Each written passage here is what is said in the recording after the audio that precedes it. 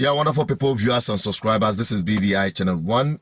This update is coming rather quite late, but I just have to do it. Talking about the subsidy. P2B had made a comment on what he would have done if he is the president, if he had been sworn in as the president of Nigeria. What would he have done differently with respect to fuel subsidy? There's a difference between removing your tooth by applying anesthesia, which will alleviate your pain, and just pulling it out. The difference is that I believe it should be removed with conditions, and that condition has to be applied. If I was involved, I would have shown in empirical statistical data how much we are going to save, where we are going to apply it, the gains for the people, so they can, just like I said all throughout my campaign, that I'm going to govern the people by being open, showing them empirically verifiable facts on how the country can be better, and everybody can follow it.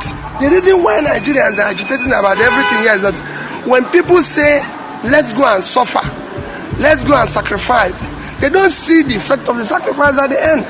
But if you're going to do it, then do it in an organized manner where the people can see a verifiable plan. And that's it. I did a lot of similar things while I was governing Anambra State, stopping this to do this. But each one I did, I showed the people in a verifiable manner where we're going to land. Governance should not be supply driven, it should be demand driven. You govern with the people. Let the people know what you're doing and explain to them in a clear terms. Good. I've said that in the past, but because of my health challenge, I've been going back and forth from the hospital to get proper treatment. To be honest with you, that's why this update is coming quite a little bit late, but nevertheless, it's better now than never. Okay, so what can you make of what P2B said with respect to this fuel subsidy? That's my position. You have to put things in place.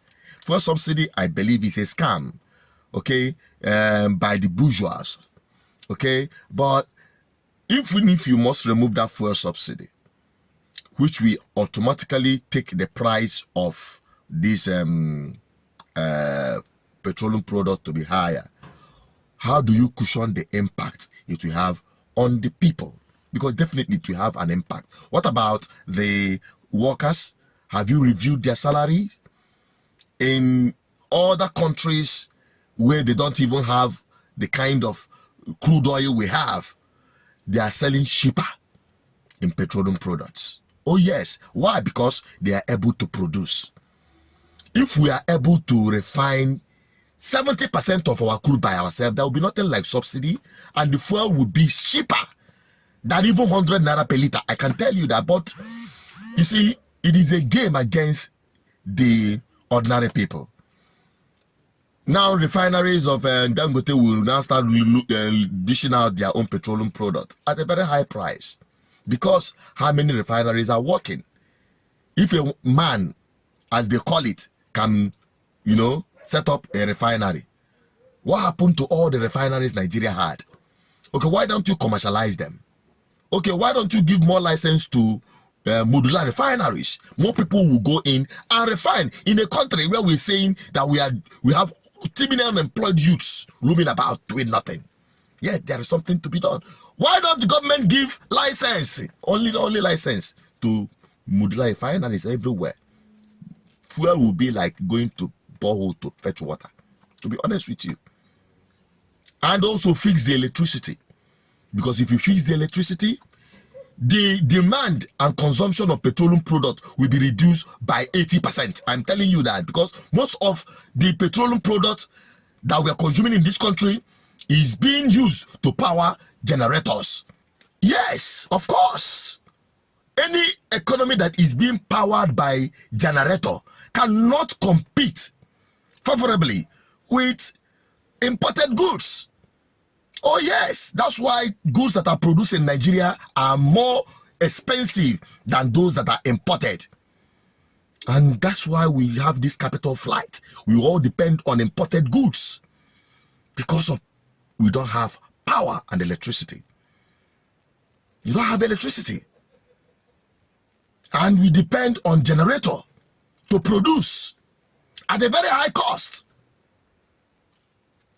Whereas we have crude oil in our backyard.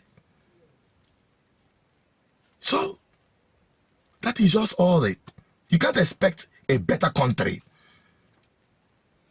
still living in darkness like Nigeria. You can't expect to move forward with this kind of system. And that is the narrative P2B and Dati are determined to change. Let me assure you what we've been campaigning on. Our campaign, you have heard them say we don't have structures. That is the structure we're trying to destroy. Structure of criminality. That is what I mentioned. That Nigeria is being held captive. That structure is structure that have impoverished Nigeria. We will dismantle it. It will not be there. I assure you of that. We're going to turn around the power sector. Nigeria generates about, today, 56,000 megawatts of electricity for 200 million people. And South Africa, the second biggest in terms of economy in the continent, 5 to 6,000. 5 to 6,000, that's 5 to 6,000, sorry. And South Africa, the second biggest economy, 60 million people, generates about 40 to 50,000. And South Africa, in the past 3 months, have declared emergency in power and said anybody can generate up to 100 megawatts without license. So somebody who is 60 million, generating about over 40,000, declared emergency. What do you think somebody with 2 million people generating 5 to 6,000 will do? War. I'm going to declare war on power and I'll solve it. And that is why the same forces of impunity that has conspired against Nigerian people are hell-bent to keep them out of power. We voted for them. They won this election. And that is why we keep supporting them to retrieve the mandate of the Nigerian people. So that, for once, Nigerians will have a breath of air for good governance. From men that has character to deliver it. I'm only an advocate for good governance. Please help me share this video. And I can tell you, it is making impact. More Nigerians are becoming aware from this our campaign and advocacy. I'm also Chinedu Peters. I'm only a voice. Extend this voice by sharing this video. Drop your comment. I want to have your opinion on this. Bye-bye for now.